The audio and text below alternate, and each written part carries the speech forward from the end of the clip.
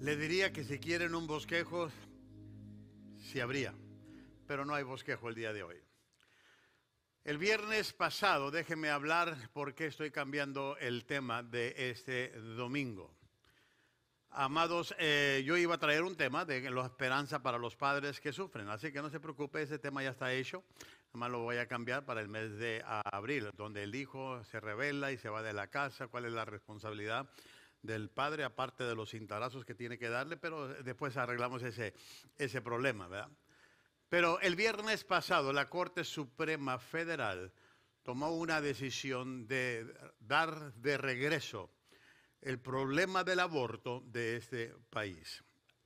Para serles honestos, nos favorece ante Dios y nos favorece como ciudadanos y más como cristianos, por los valores y por lo que hemos compartido sobre la vida. Voy a hablar de este tema el día de hoy.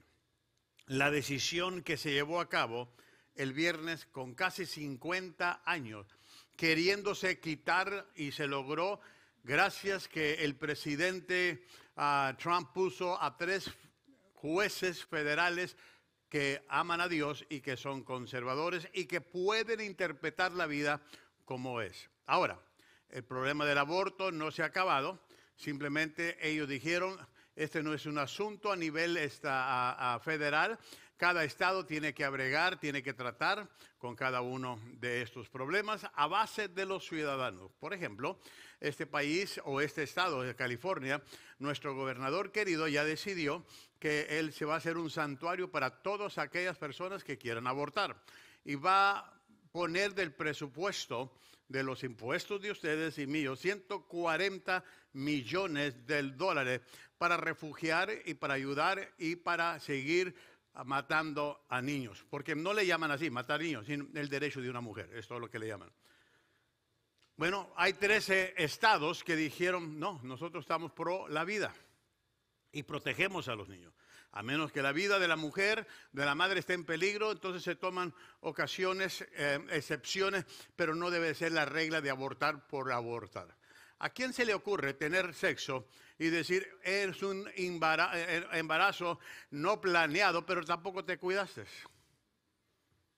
O sea, si no podemos controlar que te metas con cualquier persona y luego no esperas salir embarazado y no cuidarte, pues la solución tengo otra, abortar. Entonces, la noticia del viernes, amados, está causando polémica y mi consejo para usted es que trate de ver lo menos que se pueda televisión que causen perturbación a su vida. Hay otras fuentes adecuadas donde usted puede recibir todas estas noticias, porque en la mayoría es de la izquierda o liberales, y amados, vivimos en un estado muy liberal, amados, en nuestro tiempo. Ahora, lo que yo voy a hacer el día de hoy, voy a hablar sobre lo que la Biblia dice sobre el aborto. No de una perspectiva política, sino una perspectiva bíblica. Usted decida. Porque conozco a cristianos o a cristianas que creen en el aborto. Que creen, amados, en ese derecho que la mujer debe tener. Porque ellos dicen, tú no entiendes mi cuerpo, yo soy mujer, nadie debe de tener. ¿Cómo le haríamos con los esclavos de este país? Gente que no tenía esclavos y dijeron, está mal tener esclavos. Imagínense que se les hubiera dicho a todos ellos, tú no te metas porque tú ni tienes esclavos. Pero peleaban por el derecho del ser humano. Así que va a ser un tema, amados, que no es muy popular, pero la iglesia lo tiene que hacer. Y créalo, desde el viernes para acá no he dormido bien. Sí he comido bien, pero no he dormido bien, porque el hambre no se me va. Porque he estado con esta carga de cómo trabajar en esto. Y puede ser que gente aún se vaya de la iglesia por lo que voy a estar diciendo. Si usted se quiere ir, mi pregunta sería entonces, ¿por qué no lo abortaron a usted? Póngase a pensar.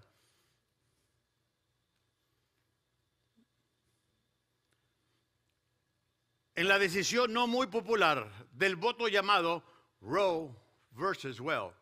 Estudie. Ahorita tiene el internet para estudiar de qué se trata esto. ¿Cómo llegó este caso a la Suprema Corte? La Suprema Corte, cuando votó a favor del aborto de los Estados Unidos, concluyó que un niño que aún no ha nacido no era un ser humano, no era una persona. Así que no podía ser protegido por el derecho a la vida que se le aseguraba a las personas por la Constitución de los Estados Unidos de América. La Suprema Corte en ese entonces concluyó que un feto que aún no ha nacido es solo parte del cuerpo de su madre y no es un individuo separado. Lo tuvieron que hacer de esa manera. Si usted estudia a la abogada representando a la mujer que quería abortar y que ella tenía sus dudas, le dijo, mira, haz de cuenta que lo que sale de ti es lo que sale cada mes, tu menstruación. Así se lo dijo, literalmente. Y eso es la convención de que, bueno, es algo aparte, es un tejido que tengo en mi cuerpo. Y se decidió, cosa que no tenía nada que ver con la Constitución, tenía que ver todo con la vida. Y por 50 años, bueno, 49 años, hasta este viernes, amados, se ha tratado de abogar, de luchar por los millones y millones de niños que han sido asesinados en el nombre de la decisión propia de una mujer. Y dicen las mujeres que abortan, es que nosotros representamos a todas las mujeres. ¿Puedo hacerles una pregunta, mujeres? ¿Ustedes están incluidos en eso? Como mujeres sí, pero no porque quieren abortar. Entonces, ¿qué hacemos con un país liberal? Miré en el viernes a una mujer con una ¿qué era? Una pancarta. Decía, nosotros las mujeres queremos aborto, no a Jesús. Estaba representándolas a ustedes. Nosotras las mujeres, ustedes, queremos aborto, no a Jesús. O sea, no traigas el mensaje de Cristo a todo esto, no tiene nada que ver Cristo en esto. Para que se dé cuenta del país y de la gente que está abogando por todo esto y no se diga de los políticos que tenemos. Un profesor de una escuela de medicina conocido mundialmente les puso a sus estudiantes esta situación médica. Aquí la historia de la familia. El padre sufre de muchas infecciones. La madre tiene tuberculosis. Juntos ya han tenido 4 hijos. El primero es ciego. El segundo ya murió. El tercero es sordo. El cuarto tiene tuberculosis. Ahora la madre está embarazada con un 5º hijo. Los padres vienen, dice este profesor, doctor, los padres van a venir a ustedes para que ustedes los aconsejen y están dispuestos a tener un aborto por todo lo que han vivido si ustedes deciden que eso es lo necesario. ¿Qué les recomendarían a estos padres? Los estudiantes dieron varias opciones individualmente y luego el profesor les pidió que se juntaran en grupos para consultar. Hacer un grupo y usen sus habilidades y los pros y los contras. Todos los grupos regresaron para reportar al profesor que ellos recomendarían un aborto. El profesor les dice, felicidades. Les dice el profesor, acaban de tomar la vida de Beethoven. Se refería a la familia de Beethoven, porque el niño que venía era Beethoven. ¿Qué hubiera pasado si esto hubiera sido? Fue una escena real, pero no era, él quiso ver el corazón de los doctores a quien estaba educando. El Salmo 100 dice, aclamar con júbilo al Señor toda la tierra, servir al Señor con alegría, venir ante Él con cántico de júbilo. Pero me llamó la atención en el versículo 1 dice, toda la tierra, no de los que creen o no creen, no, todas las tierras deberían de reconocer a Dios sobre todas las cosas. para que nos vaya bien. Y luego mire el 3, saber que Él, o sea, ¿quién? Dios. El Señor es Dios, Él nos hizo y no nosotros, ¿qué? ¿Quiere hablar de nacimiento? ¿Quiere hablar de quién es el dador de la vida? Aquí está. Él nos hizo y no nosotros a nosotros mismos. Ahora, yo voy a estar predicando, y ahorita hay mucho que decir de todo esto, sobre esto. Y tal vez ustedes, al estar escuchándome, algunos no van a estar de acuerdo conmigo y tiene toda la razón de estar equivocado, no le voy a alegar. Pero yo no voy a hablarle de lo que yo creo. Yo no les voy a decir de lo que yo pienso. Yo no les voy a decir aún de una perspectiva de mujer porque no lo soy. Pero sí les voy a decir lo que la Biblia dice sobre la vida. Y si eso no es suficiente para usted, pues no, lo único que puedo hacer es entregarlos en las manos de Dios. Que Dios trate con cada uno de ustedes. Algunos han sugerido que la Biblia no trata específicamente con el asunto de la sanidad, de la santidad de la vida, o con el asunto del aborto. Y nada podía estar más lejos de la verdad. La Biblia se desborda en las enseñanzas con respecto a la santidad de la vida y de su obvia conclusión que la destrucción insensible de la vida en cualquier etapa que sea, ya sea si ha nacido o está por nacer, es una enfermedad grave. La destrucción de la vida, en cualquier etapa que sea, si está por nacer o ya nacida, es una enfermedad grave. Cuando se nos dice lo siguiente, no matarás, porque la Biblia dice, no matarás, si han leído esa parte, ¿verdad? Está muy largo el versículo, no matarás. ¿Qué de no matarás no se entiende? Okay. Qué raro que toda esta gente que cree en el aborto quieren quitar las armas porque mataron a niños en Uvalde. Yo siempre he dicho, no son las armas el problema, es la gente. Somos nosotros los humanos. ¿Qué tal que con la vida se quita con un picadiente se quita la vida? ¿Vamos a quitar los picadientes?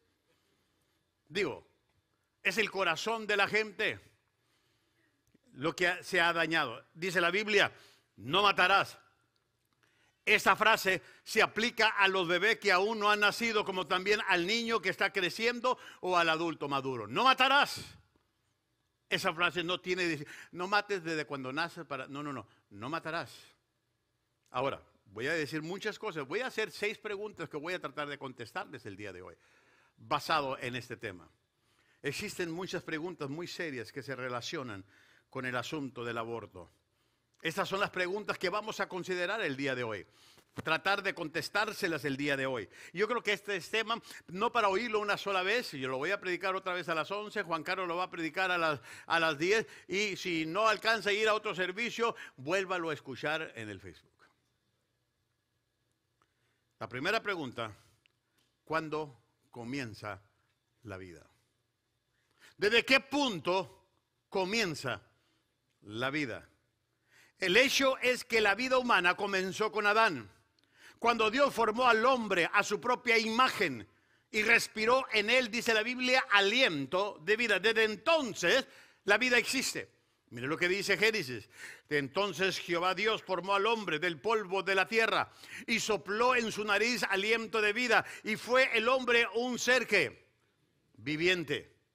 Ahora, esta vida ha sido transmitida de generaciones a generaciones en una cadena intacta que liga a Adán y a Eva en cada niño que ha nacido o ha sido concebido en la matriz de una madre. Así que cualquier niño que es concebido en la matriz tiene esa misma vida que Adán recibió. Usted no puede decir, no, es que es diferente vida. No, viene de generaciones a generaciones. El feto, que mucha la gente llama el feto o embrión, que se ha desarrollado, se ha convertido en una vida humana, así como lo es un adulto completamente desarrollado. Cuando ese feto, amado, recobra la existencia de ser concebido, amado, entonces ya tiene la vida humana. Pero todo empezó con Adán, porque no había vida antes de Adán. Cuando Dios sopló aliento de vida en el hombre, desde entonces la vida es. La segunda pregunta, ¿es el niño por nacer un ser humano? ¿Usted qué cree? Es una pregunta. Y voy a contestar esa pregunta porque el diccionario Webster define la palabra humano como el tener una forma humana o atributos humanos. También lo define como ser, un ser viviente, un ser que viene siendo una sustancia, una natural o la esencia de cualquier cosa de existencia o uno que existe. Eso es lo que el diccionario secular define como, amados, la humanidad. Ahora, ¿puede alguien racionalmente llegar a la conclusión que un bebé que aún está por nacer no es un ser humano? ¿En qué cabeza cae que un bebé que no ha nacido no es un ser humano? El creer que ese bebé no es un ser es creer que no existe. Si alguien dice, es que lo que lleva en el vientre esa mujer no es humano, no es un ser, entonces tú me estás diciendo que él no existe. Entonces, ¿por qué se mueve? ¿Por qué les patalea? Ustedes que son mamá saben de esa experiencia religiosa. Pero ese bebé sí existe. Y porque existe, eso lo hace a él un ser. De donde tomamos la palabra ser humano. El creer que uno, que no es un ser humano, implica que puede ser otro tipo de ser. Si tú dices, no, es que el bebé no es un ser humano, entonces ha de ser otro tipo de ser. Y si es otro tipo de ser, ¿qué tipo es? ¿Será un puerco? ¿Será una vaca que llevas dentro? Si no es un ser humano, pero es otro tipo de ser, ¿qué será? ¿Un puerco? ¿Una vaca? ¿Un perro? ¿Un vegetal? ¿O algo orgánico? Tiene que haber una explicación de algo que está allá adentro y que se está moviendo. Mire, hay una frase que puse aquí. Estamos seguros de que el bebé que se está desarrollando en el vientre de una madre, desde el momento de ser concebido, es un ser humano con todo su potencial. Es un ser humano con todo su potencial. Así que cada vez que se da por terminada la vida de un bebé, aunque está por nacer, se le está quitando la vida a un ser humano. Eso es lo que dice la Biblia. Que dicen los tiempos es otra cosa, que dice la gente es otra cosa. Pero el quitarle la vida a un bebé que no ha nacido, que todavía está en el vientre de su madre, es quitarle la vida a un ser humano. Y la pregunta es, la que dije aquí, ¿es el niño por nacer un ser humano? Sí lo es. La tercera pregunta, ¿es el niño por nacer una persona?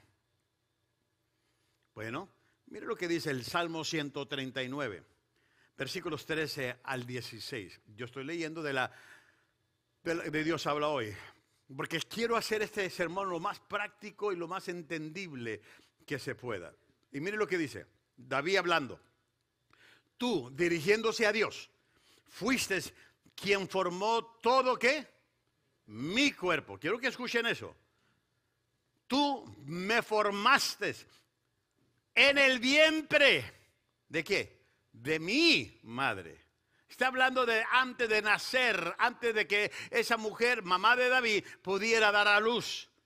Te alabo porque estoy maravillado, porque es maravilloso lo que has hecho. De ello estoy convencido, de ello estoy convencido, de la realidad de mi humanidad y de ser una persona. Mira el versículo 15. No te fue oculto el desarrollo de mi cuerpo, mientras yo era formado en lo secreto, mientras era formado en lo más profundo de la tierra. Y dice, tus ojos vieron mi cuerpo. Otra versión dice, tus ojos vieron mi embrión, lo que se estaba desarrollando. Tu cuerpo, tus ojos vieron mi cuerpo en formación. Todo estaba escrito en tu libro. Había señalado los días de mi vida. Aún dentro del vientre, los días ya estaban señalados, cuando aún no existía ninguno de ellos. Ahora, quiero que notemos cuántas veces el salmista hace referencia de sí mismo como un bebé, que aún no ha nacido, usando algunos pronombres como mi, yo, estoy o era, haciendo referencia a su persona. Él está haciendo referencia a su persona, y la pregunta es si un bebé antes de que no ha nacido es una persona. Él dice, no, aun cuando yo estaba, hablando de su persona, en el vientre de mi madre, él hace referencia de su persona. Estos 4 versículos. En estos 4 versículos el salmista usa su pronombre personal varias veces. Bajo la inspiración del Espíritu Santo, el salmista abiertamente declara su persona aun cuando está en el vientre de su madre, y afirma la santidad de la vida de un bebé que no ha nacido. Así que si hay mujeres embarazadas, usted lleva un ser humano, usted lleva una persona que Dios ya tiene planes para él. Mire lo que dice aquí Jeremías: antes de formarte en el vientre yo te había elegido. Fíjese la soberanía de Dios. ¿Usted cree que Dios está a favor del aborto? Dios está a favor de la vida porque Él la dio. Antes de formarte en el vientre yo te había elegido. Antes de que nacieras yo te había apartado, te había nombrado profeta por las naciones. Este pasaje nos indica claramente que en el vientre de la madre Dios creó a un individuo, así como creó el principio de Adán. Así como Dios creó el principio de Adán, creó a esta persona.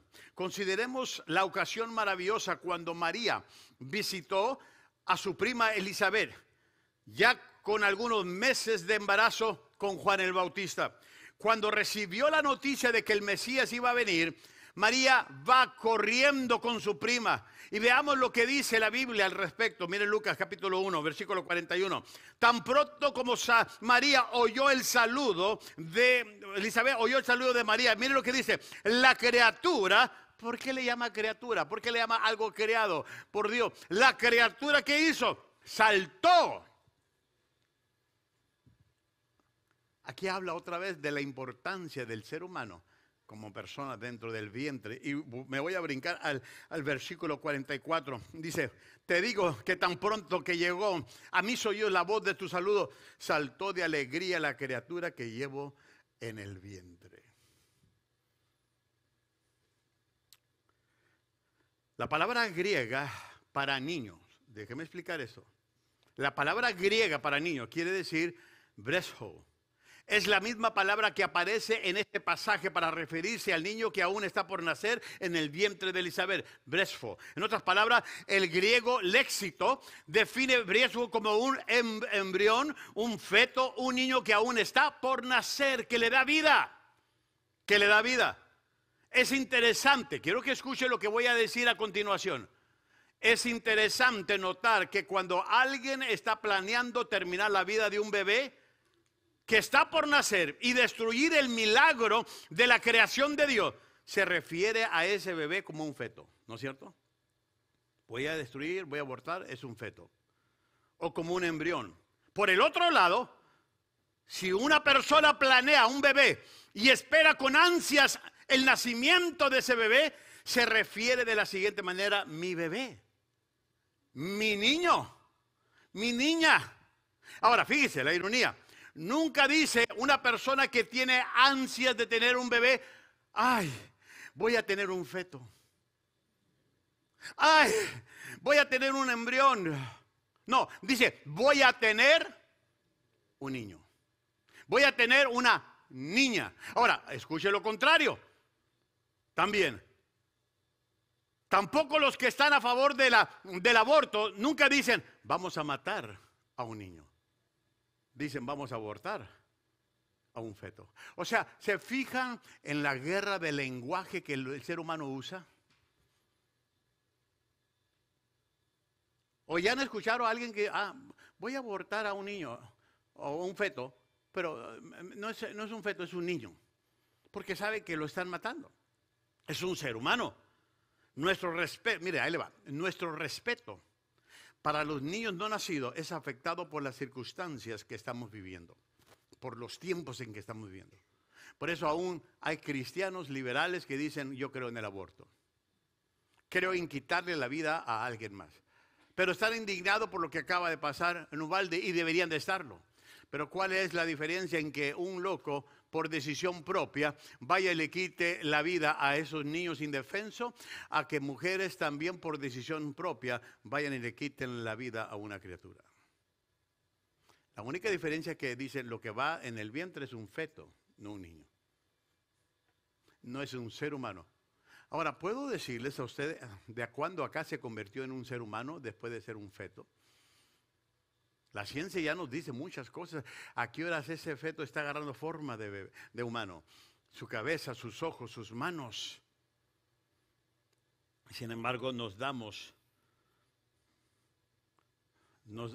hacemos los sordos y los ciegos para no ver esa realidad. La cuarta pregunta, ¿es el bebé por nacer un alma? ¿Es un alma o cuándo entra el alma? Si va a nacer y está en el vientre, ¿cuándo es que le entra el alma? La Biblia no nos enseña que el hombre tiene un alma como una parte separada de su anatomía, como lo es su hígado, sus pulmones, sino que el hombre es un alma viviente. La Biblia no dice, primero formo el cuerpo, y luego los ojos, y luego el riñón, después el corazón. Antes de nacer ya le aviento el alma. Por eso la pregunta es si el bebé que está por nacer es un alma. Cuando Dios creó al hombre a su imagen y semejanza, Él lo distinguió del resto del reino animal. Al respirar en el hombre o en su cuerpo, o el cuerpo del hombre, aliento de vida. Y fue así que el hombre llegó a ser un alma viviente. En el momento que recibió la vida, recibe su alma. Recibe su alma. Desde ese punto en adelante el hombre llega a ser tanto espiritual como físico, al poseer desde la concepción tanto el alma como su cuerpo. Así que esto del nacimiento de un bebé no es que va por etapas, primero los pulmones, no, eso es lo físico, pero en el momento que él tiene vida dentro, el aliento de vida trae consigo el aliento del alma en su vida. Tiene alma. Solo por este hecho la vida merece un gran respeto y debería de ser la razón suficiente para prohibir, no solo a nivel federal, sino a nivel país, el aborto en este país. El corazón de Dios no está alegre por lo que Él ha creado, nosotros lo destruimos. Nosotros lo destruimos. La quinta pregunta, ¿alguna vez se justifica el aborto? Porque hay gente que va a decir, bueno, es que hay abortos justificados. Déjeme tratar con eso. Yo sé que les estoy dando mucha información, pero por lo menos es positiva y es bíblica. Pero ¿en cuándo se justifica el aborto? Aun cuando la Biblia claramente ordena no matarás, porque la Biblia lo ordena, no matarás. Y aun cuando la Biblia continuamente afirma la santidad de toda la vida de los humanos, la Biblia sí permite el tomar una vida humana por razones evidentes. Por ejemplo, crímenes serios. Los crímenes serios, como el asesinato, violación, insecto y por sacrificios de niños. En otras palabras, las ofensas grandes a veces eran castigadas a través de la muerte del ofensor. ¿Me explico? Si tú quitas vida, pagas con tu vida. Si tú violas el derecho de la vida de alguien, pagas con tu vida. Sin embargo, en cada ejemplo donde Dios permite o manda la muerte de un ser humano, era en respuesta al crimen serio de esa persona. Porque Dios mandaba que al que cometía un crimen, robaba, amados, eran una respuesta a lo malvado de esa persona. No más por matar, pero ahí le va. Y esto le va a parecer raro. Dios no condena la muerte de un ser humano inocente. Condena la muerte de los criminales, pero no condena la muerte de un ser humano inocente. Déjenme explicarles esto. No existe ningún ejemplo en las Escrituras donde la Biblia enseña o que Dios condena la muerte de un niño aún por nacer.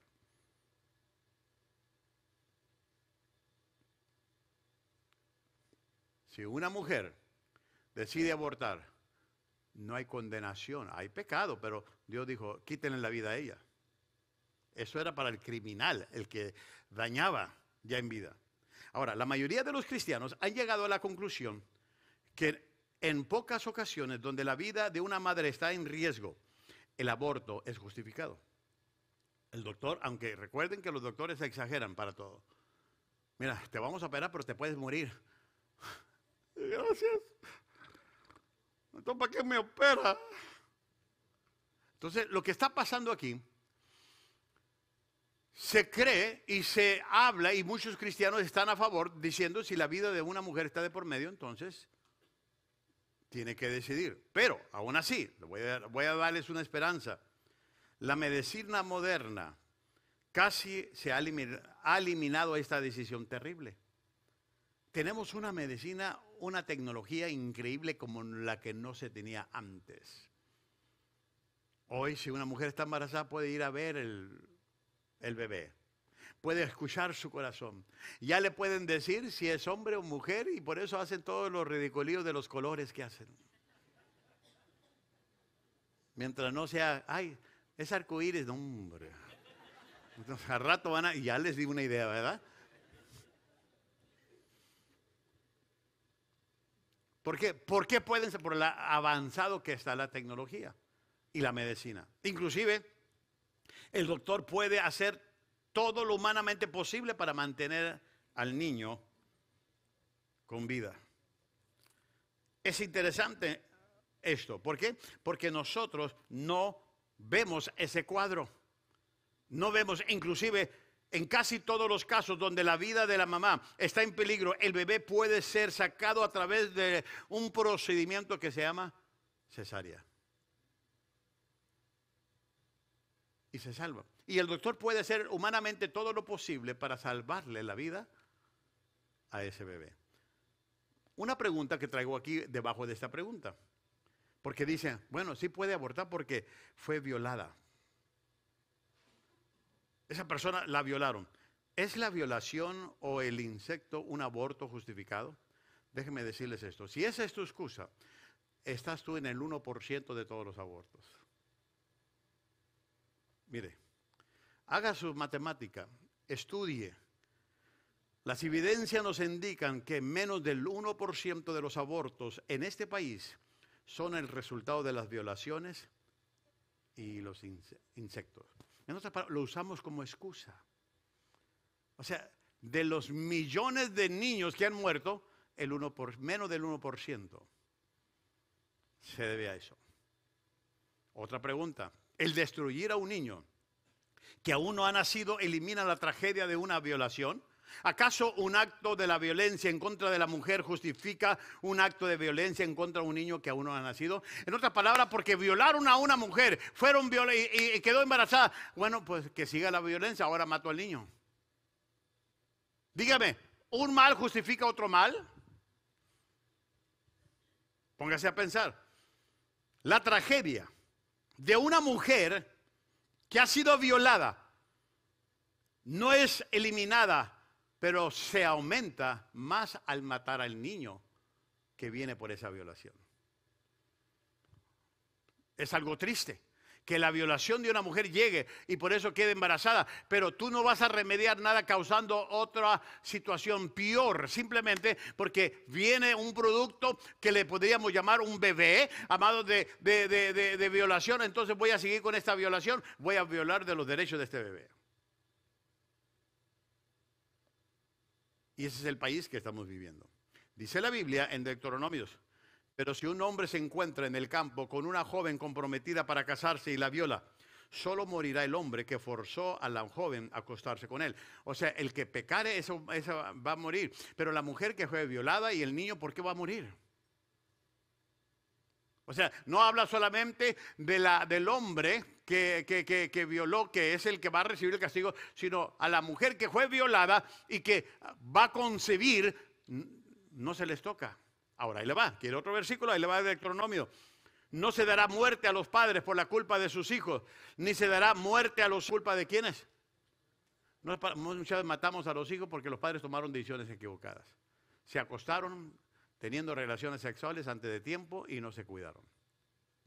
Gente se ha ido de esta iglesia porque sus hijas salen embarazadas. Se desaparecen y no es el rapto. Es la vergüenza que no hay a dónde poner y me mienten y después a los 9 meses me doy cuenta por qué se fueron. Y qué triste. Eso no lo vas a poder controlar, pero enfréntate. Hay que amar a esta joven, hay que decirle cómo encontrarse otra vez con Dios. Pero eso no justifica lo que se está haciendo. Dice aquí la Biblia que cada uno morirá por su propio pecado. Ahora, la otra pregunta que se tiene aquí, ¿cuándo se justifica un aborto? ¿Es una posible anormalidad de un niño que aún está por nacer una justificación para el aborto? Cada vez que la persona determina abortar a un bebé porque puede tener la posibilidad de tener defectos físicos o tener incapacidad o llegar a estar incapacitado, deformado, o viene mal, viene con síndrome de Down y tú no vas a querer batallar con eso, porque todo eso lo dice el doctor. Entonces esa persona es forzada. Cuando tú tienes una decisión que el doctor te dice, esa persona es forzada a tomar un juicio serio de valores que solo están reservados para Dios, no para ti. ¿Puedo usar su testimonio más ahí leve? No en detalle. La hermana Becky nos relataba de su tercer hijo, cómo venía, los doctores lo que le habían dicho, y te lo vamos a sacar. Y ella dijo, no, nosotros creemos en un Dios, se oró por ella, su hijo está casado, tiene nietos. ¿Por qué? Porque si le hacemos caso a la ciencia, privamos la vida de... Y no importa cómo... Yo tengo un sobrino que está ciego, tengo sobrinos que están enfermos, y hay una inocencia en ellos increíble, un instinto que les funciona, que a nosotros los normales que vivimos en la ciudad peluche no nos funciona. Y sin embargo, esa es la generación que no queremos, le llamamos los indeseables, van a ser una carga para ti. Wow. Así que hay mucha solución, mejor délo en adopción, pero no le quite la vida. La última pregunta. Ya puedes venir, Ramiro, para calmar la situación aquí. ¿Quién toca? Alonso, llámale al greñudo. La pregunta es, ¿qué pueden hacer los cristianos? Ahora me voy a dirigir a usted. Hay 8 recomendaciones que yo les voy a dar. Primero, ¿qué es lo que los cristianos pueden hacer para frenar esa matanza de los inocentes no nacidos? Bueno, número 1, el cristiano deberá predicar, enseñar, proclamar lo sagrado y la santidad de toda la vida humana, tanto nacidos como no nacidos. Yo creo en la vida desde que es concebido ese bebé. Y eso es lo que debemos de enseñar. Esos deberían ser tus valores. Ahora, voy a decirles algo. Usted va a decir, pastor, entonces, ¿usted quiere más hijos? No, no estoy diciendo que quiero más hijos. Con 2 fue suficiente. Yo vengo de una familia de 12, quedé traumado. Okay. Pero sí tenemos que enseñar, proclamar, predicar que la vida desde que es concebida es sagrada, toda la vida del ser humano. Lo segundo que tenemos que hacer es apoyar los esfuerzos de aquellos que buscan una enmienda constitucional para prohibir el aborto. Hay muchas organizaciones que temen a Dios y que están a favor. Inclusive, usted está oyendo los escándalos que los que están a favor del aborto. Están amenazando los que no están amenazando la vida de los jueces. Uno ya intentó matar a uno de ellos. ¿Eso está bien? Estamos alarmados porque entraron al Capitolio, pero no estamos alarmados que no respeten la autoridad suprema de este país, que viene siendo de las leyes, que viene siendo la Corte Suprema Federal. Y ellos decidieron interpretando la Constitución, no la Biblia, la Constitución, lo que dice la Constitución. Qué casualidad que ahora están mal. Cuando fue al favor de ellos porque eran liberales, los que estaban ahí estaban bien. Pero ahora que falló en contra de ellos, no les gustó. Tenemos que aprender a apoyar estas organizaciones, hermanos. No dormirnos en nuestro... ¿cómo se dice? Eso. Porque muchos prefieren irse al Suamir que activarse en algo. ¿Sabías tú que la vida de tu hijo está en peligro? Las generaciones que siguen. ¿Sabe cómo va a avanzar la maldad en este mundo? Que la gente de bien no haga nada. Que la gente de bien no haga nada. Número 3. Apoyar a los candidatos para el cargo que trabajarán para la legislación y una enmienda de la vida humana. Tenemos un gobernador muy liberal. Él está a favor de todo. Tenemos un alcalde. Él dijo, el gobernador dijo, vamos a apartar 140 millones. Ya está aprobado. No puede rescatarlo de la gasolina, pero sí puede. ¿Se fija? Y vamos a hacer o sea, nos representó a todos. Y viene elección, su reelección en noviembre. Así que, ¿qué va a hacer usted como ciudadano? ¿Seguir teniendo un gobernador que no cree en lo que usted cree? Por eso le estoy diciendo, voten, háganse ciudadanos. Y no voten por partidos, voten por valores. Protejan el futuro de sus hijos. Este país, este estado, vivimos en uno de los estados de este país más liberales en Estados Unidos. Y si tú y yo no hacemos nada y seguimos poniendo gente que en el nombre tuyo te están representando y gastando tu dinero, ellos no son los culpables, somos nosotros por no hacer nada. ¿Estamos bien? 4. El cristiano deberá oponerse al uso del dinero, de los impuestos federales, estatales, locales para financiar abortos. ¿Sabía usted que esto es un gran negocio? Mire, déjeme darle la noticia porque la Corte Suprema dijo, ya no. El fondo federal se corta a todas estas clínicas. Y están sufriendo, van a sufrir. ¿Y qué van a hacer? Van a ir a los estados para que de sus impuestos, se pague este aborto.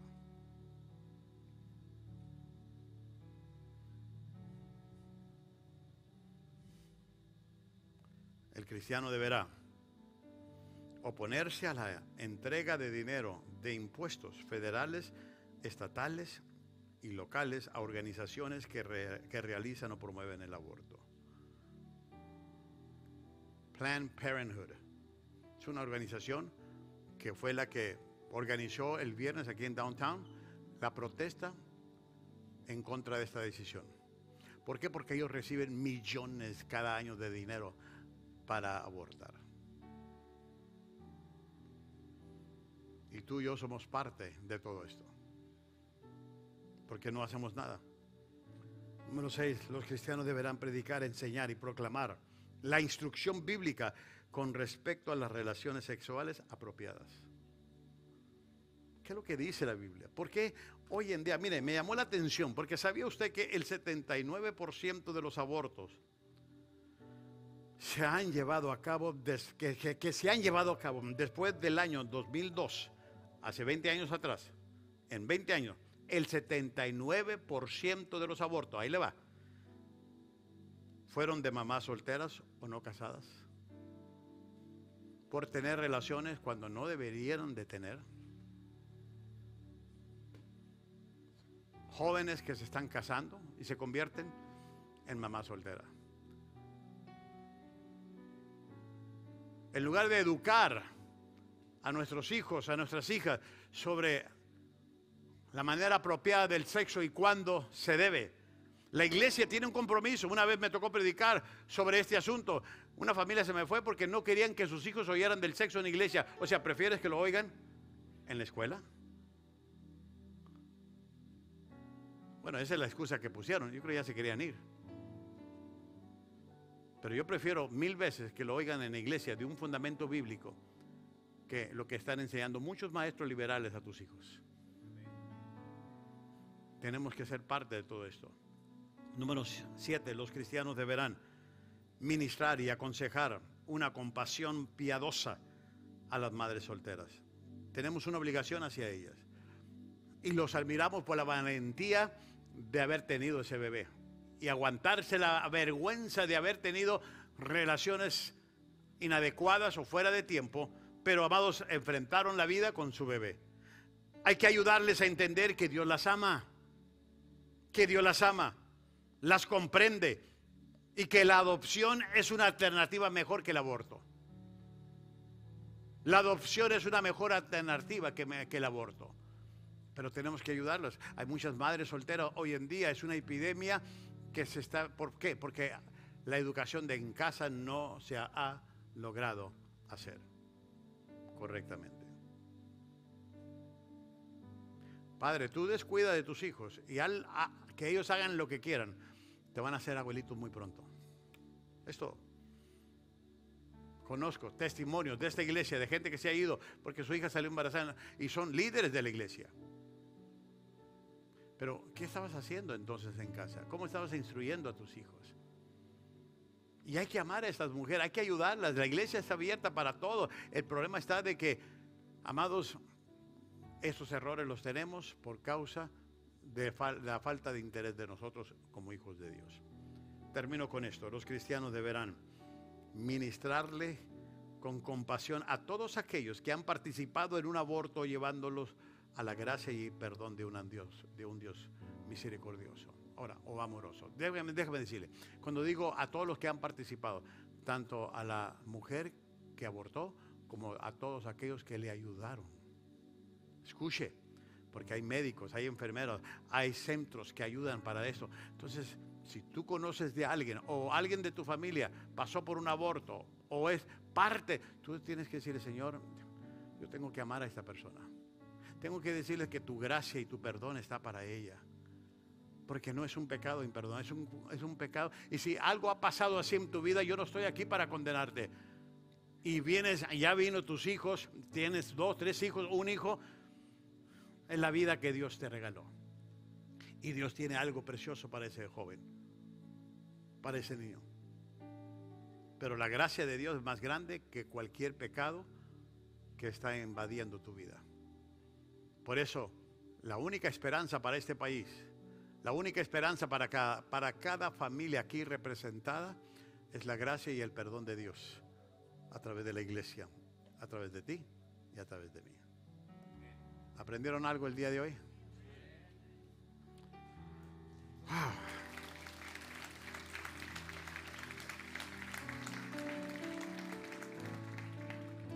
Ahí donde está, cierra tus ojos. Padre, tú conoces el corazón de cada hombre y mujer que está aquí presente. Tú conoces lo que están viviendo, lo que está sucediendo en ellos y cómo están luchando con todo lo que las noticias y nuestro mundo que nos rodea nos está invadiendo. Que nuestro temor hacia ti y hacia la vida crezca más. Que podamos tener con claridad, porque hemos creído en lo que hemos creído. Y yo te pido, Padre, que nos ayudes a entender este principio como iglesia. Y yo te pido que si hay familias aquí afectadas por esto, por la causa del aborto, de un familiar, de una esposa, de una hija, Señor, yo te pido misericordia y perdón por ellos. Ámalos, que se sientan amados, perdonados por ti, Señor, porque tú eres un Dios misericordioso y amoroso. Y Señor, ese pecado que se ha llevado a cabo es perdonado por Cristo Jesús. Yo te pido sanidad por cada familia. Te pido sanidad por esta iglesia. Te pido sanidad por este estado. Te pido sanidad por este país. Recompensa la justicia, la verdad y la integridad. En el nombre de Cristo Jesús. Amén y amén. Que Dios les bendiga. Pasa Víctor aquí. Vienen las misiones el día de hoy. Pero yo voy a estar allá atrás. Si quiere hablar conmigo, estamos a la orden. Si quiere una cita con los pastores de esta iglesia, estamos a la orden, pero vivamos creyéndole a Dios y a la vida, que fue Dios lo que hizo. Que Dios les bendiga y que Dios les guarde.